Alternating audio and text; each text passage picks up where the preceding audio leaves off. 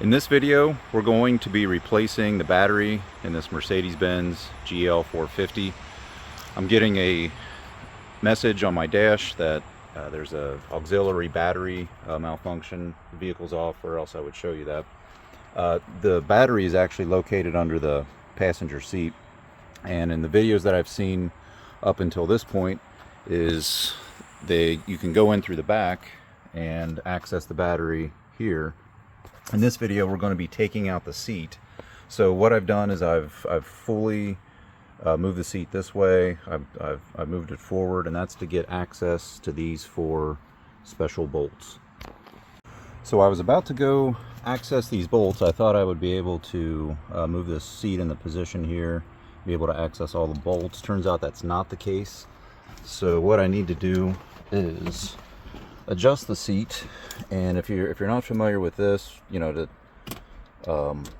turn on your auxiliary, you take that button out, insert your key, and put it to that position. That turns on the 12 volt system, and then we can move that back. So I'm going to move that back to get access to those bolts right there. Okay, so I got the first fastener out. I decided to slide this trim piece forward, and what this is a external Torx fastener, Torx, external Torx, and this happens to be a 12 millimeter one.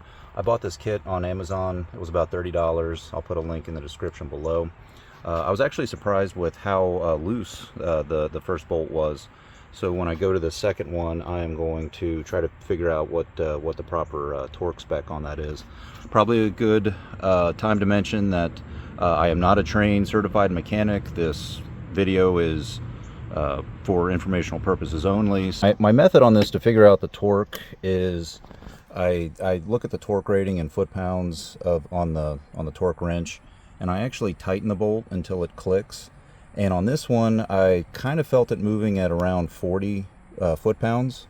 And so I think a safe range on this would be anywhere from 30 to 50. Although I shouldn't use the word safe. Remember, this is all just for reference only. And I always appreciate it when people show me how to take out these plastic harnesses. So on this yellow one, there's a tab here, and on this side, and they just pinch together. They pinch inward.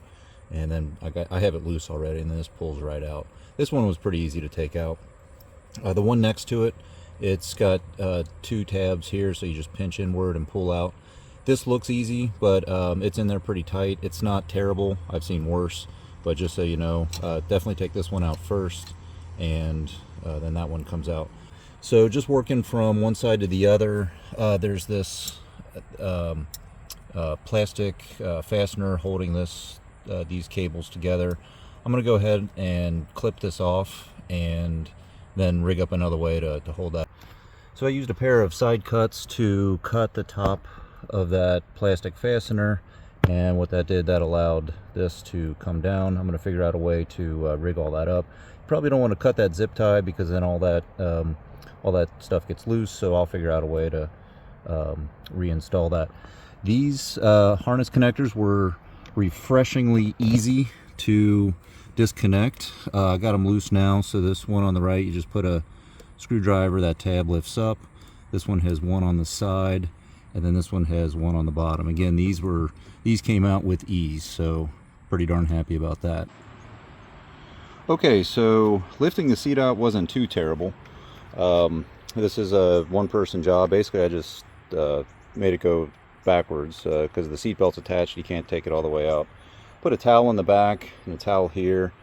I did tear up my trim piece there as it rocked back. That whole thing bent, and I just have it propped up right there.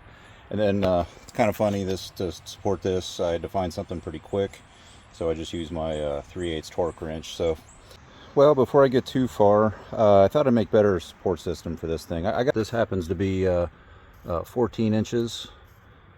And since this is a Mercedes Benz, that's actually 355.6 mm.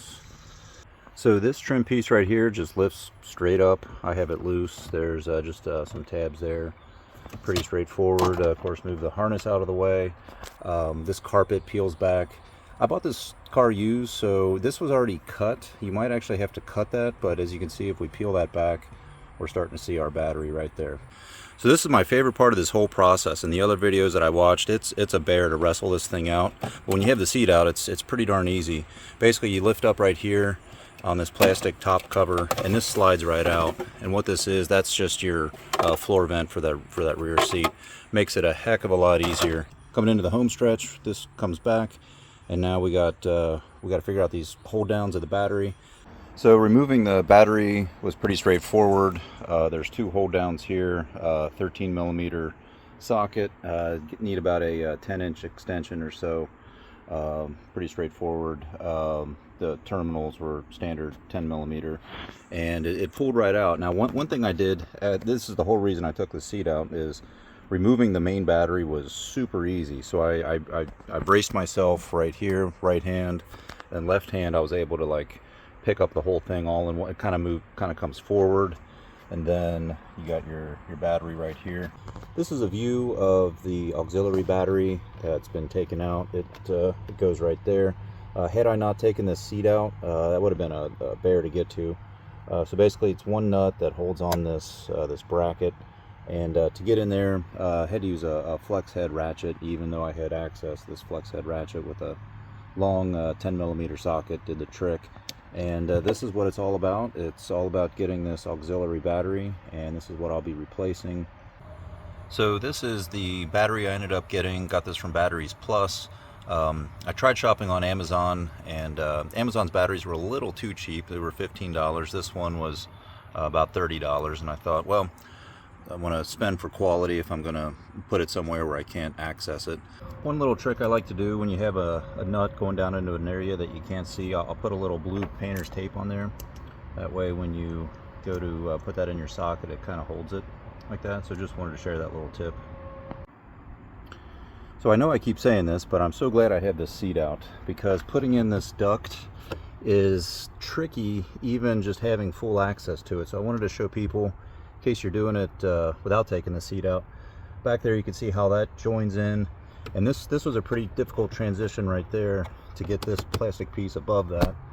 And then here's what it looks like in the front. There's essentially a tab here, and then it sits flush right there. So I've got the seat in, barely positioned, but if I had to do it over again, I would do one thing differently. Next time, if I ever have to take this out, I would lift the seat up. I can't do it maybe with one hand, but I would take these trim pieces off. I would lift up the back, take those off before I tried taking the seat out. That way those won't break. Just wanted to show you that.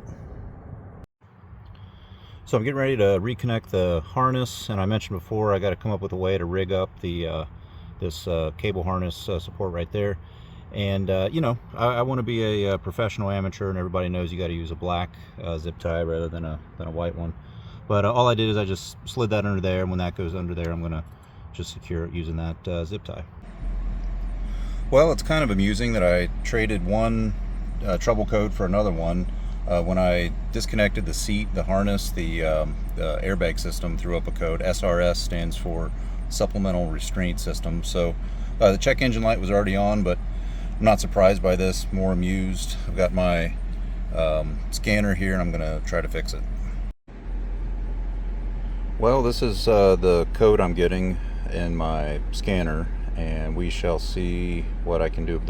I'm just going to see if I can delete it. Well, surprisingly that worked.